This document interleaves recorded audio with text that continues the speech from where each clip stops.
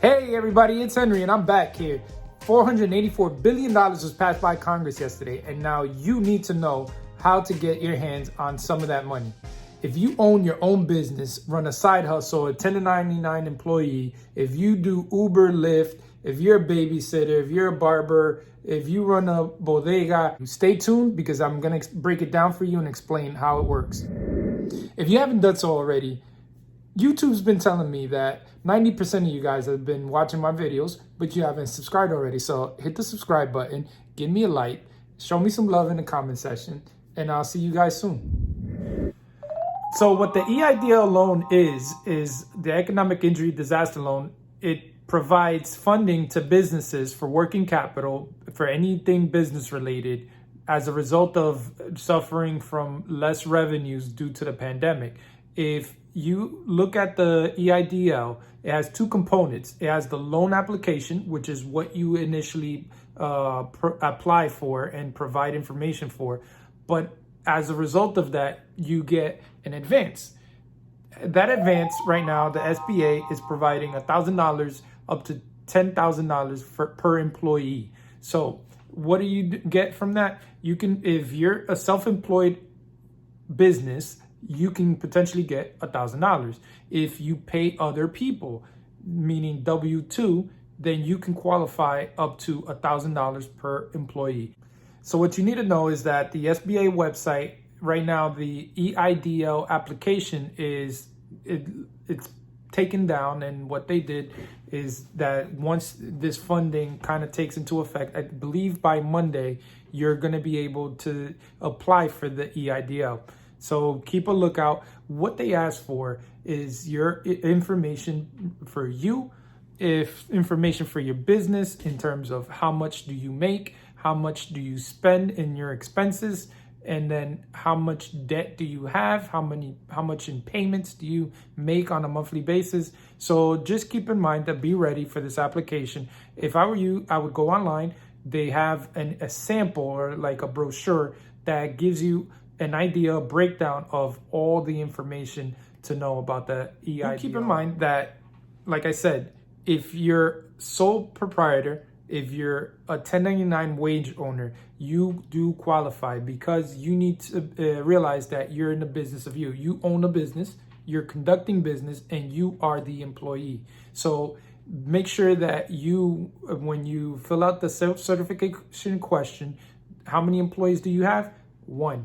You need to certify that and make sure that you honestly answer that way, because it's a way that some of us believe we work for somebody else when we get a 1099 check. No, you work for yourself. Okay, the PPP, the Paycheck Protection Program, that's the program that everybody was up in arms about, saying that all these big businesses got millions and millions of dollars and the little guy was overlooked. So apparently, Congress and a lot of our representatives and senators were up in arms because they literally felt betrayed by the banks, that they provided guidance to make sure that it was first come, first served. And apparently some of these banks are now going to be more motivated to make sure that they provide more funding towards the smaller business. That means you. If you provide payments to employees via W-2 or 1099 and those associated costs, you could potentially get this loan. And if you spend up to 75% of the loan on wages, then you can get that loan fully forgiven. All right, so there is an alternative to the PPP. It's called the Employee Retention Credit. That employee retention credit will give you potentially 50% of up to $10,000 wages, or a max of $5,000. I'm not a tax professional, so keep in mind that you should consult your CPA and make sure that you get valid advice in terms of your taxes. Now, in regards to the employee retention credit, if you suffer any loss in revenues from 50% or less, from what I understand, you can apply for this tax credit in that quarter. The way they consider it is that they evaluate year over year. So for first quarter, the first date of the declared state of emergency was March 13th through March 31st is the end of the quarter. So that's Q1. Q2, Q3, and Q4 have been approved in their entirety for the previous year.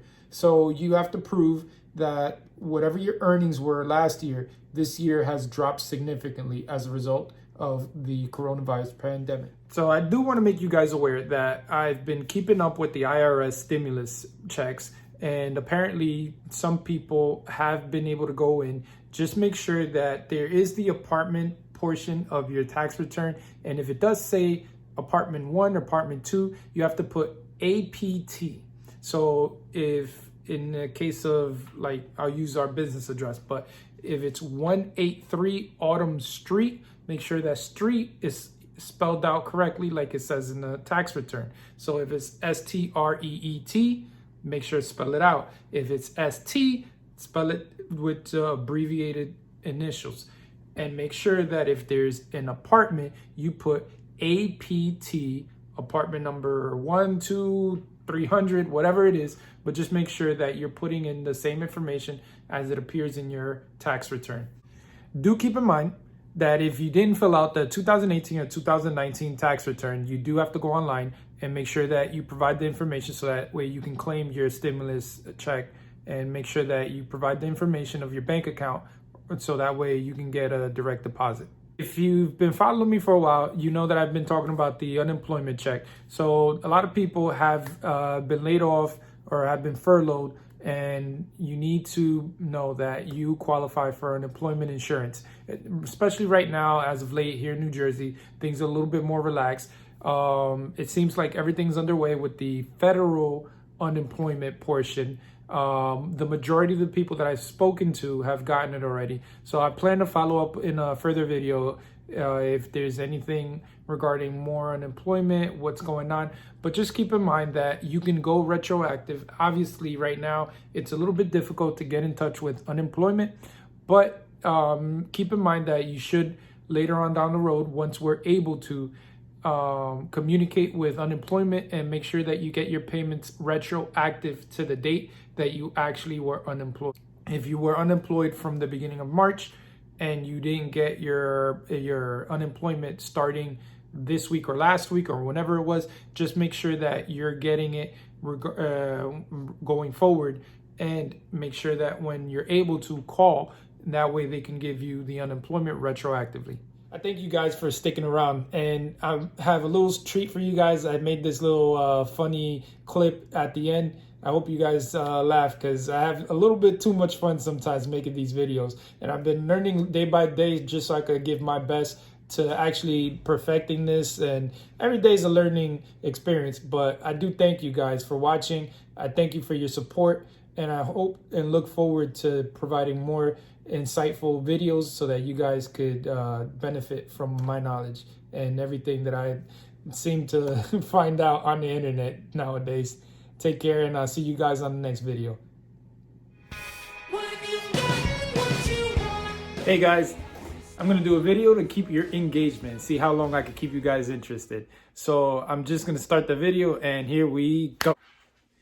So would I keep you engaged if I'm all the way back here, where you can see my big, beautiful office? Or should I sit right here, all spaced out, and you still see the rest of the office? Or should I be all up in the camera right here, so you can be all up in my grill right there, so you can see me, look right into my eyes? Or should I end up over here where you can see me in another room? So how long did I keep you engaged? Hey guys, what do you think about a spinning move intro?